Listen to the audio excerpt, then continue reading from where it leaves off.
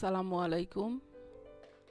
আমি মার্জিয়া আহমেদ, প্রভাষক, ইসলামের ইতিহাস ও সংস্কৃতি, ফুলবাড়ী সরকারি কলেজ, ফুলবাড়ী, দিনাজপুর। শিক্ষার্থীরা, পূর্বের ক্লাসের ধারাবাহিকতায় আমি আজও তোমাদের পরীক্ষা প্রস্তুতিমূলক ক্লাস নেব। আজকে আমরা আমাদের দ্বিতীয় পত্রর উপরে আলোচনা করব। এর পূর্বে পরীক্ষা প্রস্তুতিমূলক ক্লাস শিরোনামে আমি তোমাদের 5টা ক্লাস নিয়েছি এবং এই 5টা ক্লাসের মধ্যে তোমাদের পুরো প্রথম পত্র কভার করা হয়েছে। আজ আমরা দ্বিতীয় পত্র শুরু করব। তো আজকে আমাদের আলোচনার আওতাভুক্ত অধ্যায়গুলো হচ্ছে প্রথম অধ্যায় এবং দ্বিতীয় অধ্যায়।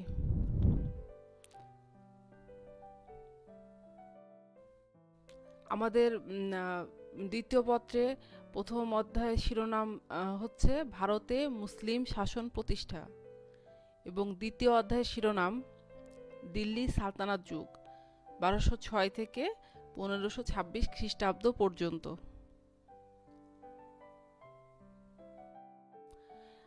আমাদের প্রথম অধ্যায়ের এই যে ভারতে মুসলিম শাসন প্রতিষ্ঠা এর যে উল্লেখযোগ্য টপিকগুলো আছে এই অধ্যায়ের, সেগুলো হচ্ছে প্রাচীন ভারতের সামাজিক, অর্থনৈতিক, রাজনৈতিক, ধর্মীয় ও সাংস্কৃতিক অবস্থা, মোহাম্মদ ইবন কাসিম, সুলতান মাহমুদ এবং মোহাম্মদ ঘুরি।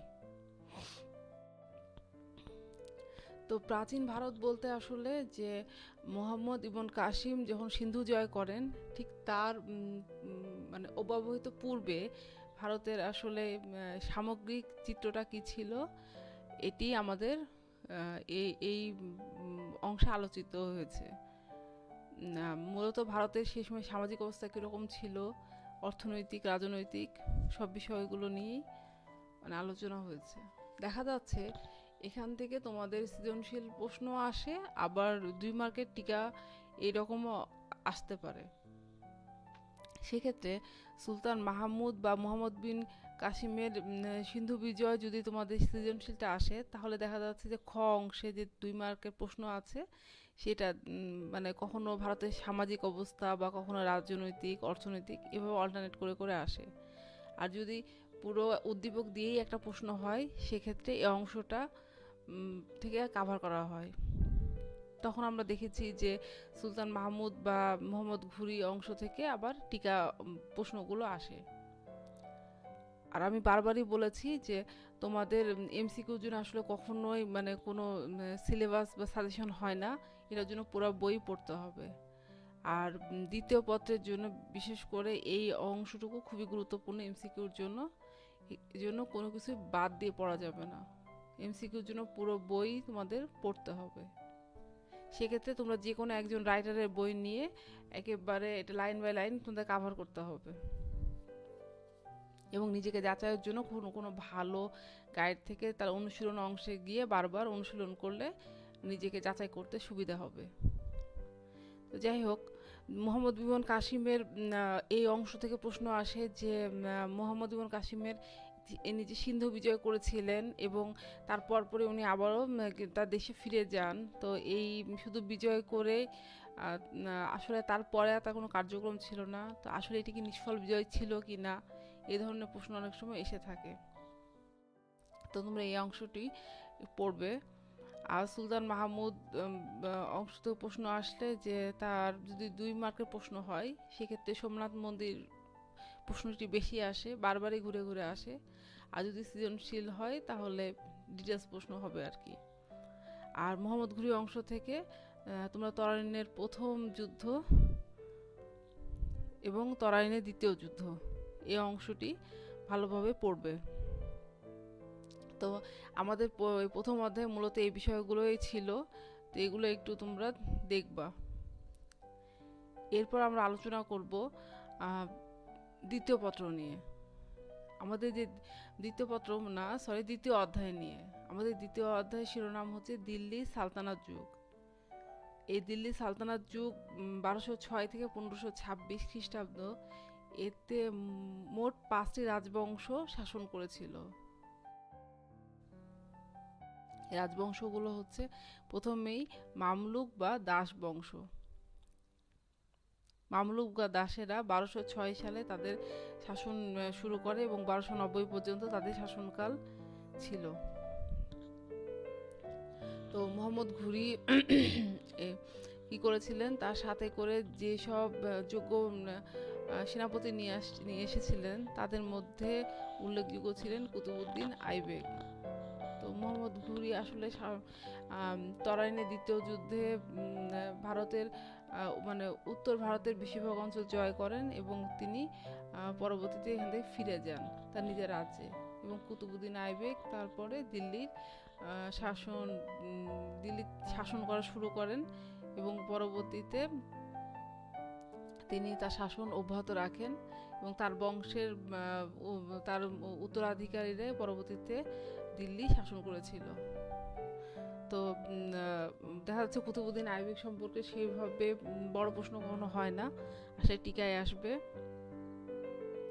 কিন্তু ইলতুৎমিশ, যাকে বলা হয় যে দিল্লি সালতানাতের প্রকৃত প্রতিষ্ঠাতা। তো কুতুবউদ্দিন আইবেক মূলত মামলুক বা দাস বংশ শুরু করেছিলেন, কিন্তু যদি প্রকৃত মামলুক বা দাস বংশের প্রকৃত প্রতিষ্ঠাতা কাউকে বলা হয় তাহলে সেটি ইলতুৎমিশ। যেমন আমাদের ইতিহাস পড়তে গিয়ে আমরা বারবার দেখেছি যে একজন হচ্ছেন প্রতিষ্ঠাতা আর আরেকজন প্রকৃত প্রতিষ্ঠাতা, এই দুইটা বিষয়ে তোমরা খেয়াল রাখবে। সুলতান রাজিয়া অংশেও তোমাদের আমি ক্লাসে পড়িয়েছি, এটি সম্পর্কে তোমরা টিকা পড়ে রাখবে। আর এই টিকা পড়তে গিয়ে মোটামুটি এক ধারণা পাবে। তা আশা করি সুলতান রাজিয়া কখনোই ডিটেলস প্রশ্ন কম হয়, ও টিকায় বারবার আসে, তো তোমরা এইভাবে এই প্রিপারেশনটা রাখবে। গিয়াসউদ্দিন বলবন অধ্যায়টি পুরো মানে যা আছে সব পড়বে। এবং গিয়াসউদ্দিন বলবন এই অংশটুকুর মধ্যে আমির খসরু যে কবি ছিলেন সেই সময়, রাজকবি বা সভাকবি বলা হয়, তোমরা এটিও ভালোভাবে দেখে নিবে। আমির খসরুকে ভারতের তোতা পাখি বলা হয়। অনেক সময় সরাসরি আমির খসরু সম্পর্কে টিকা লিখো এই কথা না বলে বলা হয় যে ভারতের তোতা পাখি কাকে বলা হয়, তার সম্পর্কে কিছু লেখো। বা গিয়াসউদ্দিন বলবনের একজন সভাকবি ছিলেন, তার সম্পর্কে আলোচনা করো। মানে এই প্রশ্নটি ঘুরে ফিরেই আসে আর কি। তাহলে মামলুক বা দাস বংশ থেকে তোমরা ইলতুৎমিশ এবং গিয়াসউদ্দিন বলবন পুরোপুরি কাভার করবা, কোনো কিছু বাদ দিবে না। এবং বাকি সুলতান রাজিয়া, কুতুবউদ্দিন আইবেক, তারপরে আরও কিছু আছে যেমন দুই একজন শাসক, তো সেগুলো আমি এখানে নিয়ে আসি নাই আর কি আলোচনার মধ্যে। তো তোমরা যখন মানে প্রশ্নগুলো নিয়ে আলোচনা করবে বা দেখবে, তখন দেখবে আরও দুই একজন শাসকের সম্পর্কে ছোট প্রশ্ন বা টিকা আসছে, ওগুলো একটু দেখবে। গুরুত্বপূর্ণ হলো এ অধ্যায় ইলতুৎমিশ এবং গিয়াসউদ্দিন বলবন, এই দুটি একেবারেই বাদ দিবে না। এরপর আমরা বলবো খলজি বংশ সম্পর্কে। খলজি বংশ হচ্ছে 1290 থেকে 1320 খ্রিস্টাব্দ পর্যন্ত শাসন করেছিল। তো জালালউদ্দিন খলজি সম্পর্কে তেমন কোনো প্রশ্ন আসে না। মূলত জালালউদ্দিন খলজি হচ্ছে খলজি বংশের সূচনা করেন এবং উনি খুব কম সময়ে 1290 থেকে 1296 এই সময় পর্যন্ত শাসন করেন। এরপর পুরো সময়ব্যাপী আলাউদ্দিন খলজি কী করেছিলেন, খলজি বংশের শাসন করেছিলেন। তো আলাউদ্দিন খলজির উল্লেখযোগ্য কাজের মধ্যে তার মূল্য নিয়ন্ত্রণ ব্যবস্থায় বারবার আসে, এটি বাদ দেওয়ার কোনো সুযোগ নেই। তোমরা মূল্য নিয়ন্ত্রণ ব্যবস্থা অংশটি খুবই ভালো করে পড়বে এবং তার দাক্ষিণাত্য বিজয় টিকা হিসেবে দেখবে। মূলত আলাউদ্দিন খলজি হচ্ছে সালতানাত যুগের প্রথম শাসক যিনি দক্ষিণ ভারত জয় করেছিলেন। তার আগ পর্যন্ত মামলুক বা দাসেরা শুধুমাত্র উত্তর ভারতটুকুই তাদের শাসনের আওতায় ছিল।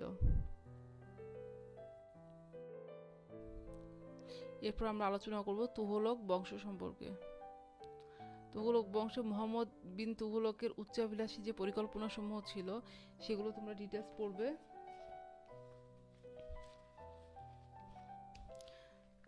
তার যে পরিকল্পনাগুলো ছিল সেগুলো হচ্ছে দেবগিরিতে রাজধানী স্থানান্তর এটি 1326 থেকে 1327 সালের মধ্যে তিনি বাস্তবায়ন করেন। এছাড়াও খোরাসান অভিযান, যেটি 1327 থেকে 1328 খ্রিস্টাব্দের মধ্যে হয়েছিল, প্রতীকী তাম্র মুদ্রা প্রচলন করেছিলেন। উনি প্রথম মুদ্রাকে বিভাজন করেন, স্বর্ণ, রৌপ্য এবং তাম্র মুদ্রার প্রচলন করেছিলেন। এছাড়াও কারাচিল অভিযান করেন। মানে বলা হয় যে উনি আসলে চীন অভিযানে গিয়েছিলেন, কিন্তু আসলে উনি কারাচিল নামক একটি জায়গায় মানে জয় করেন, মানে অভিযান করেন আর কি। মানে বলা হয় তথাকথিত কি চীন অভিযান করেছিলেন। এছাড়াও দোয়াব নামক একটি অঞ্চলে কর বৃদ্ধি করেন। তো মোহাম্মদ বিন তুগলকের এই উচ্চাভিলাষী পরিকল্পনা সমূহ, এই 5টা পরিকল্পনা তোমরা পুরোপুরি পড়ে রাখবে, কারণ এটি থেকে হয় তোমাদের বড় প্রশ্ন আসবে উদ্দীপক সহ, বা টিকা আসতে পারে। আর এই 5টি যে পরিকল্পনা, এগুলো সাল সহ একদম মুখস্থ করে ফেলবে। এগুলো বারবার এমসিকিউর জন্য আসে, এই জন্য মোহাম্মদ বিন তুগলকের এই পরিকল্পনাটা পুরোপুরি পড়ে ফেলবে।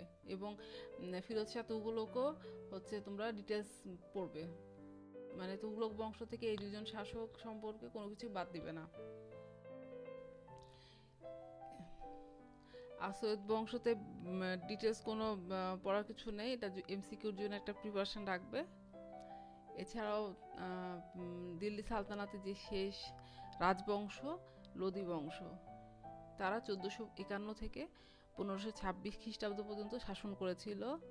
এই লোদি বংশের শেষ যে শাসক ইব্রাহিম লোদি, তার সম্পর্কে একটু ডিটেলস পড়বে।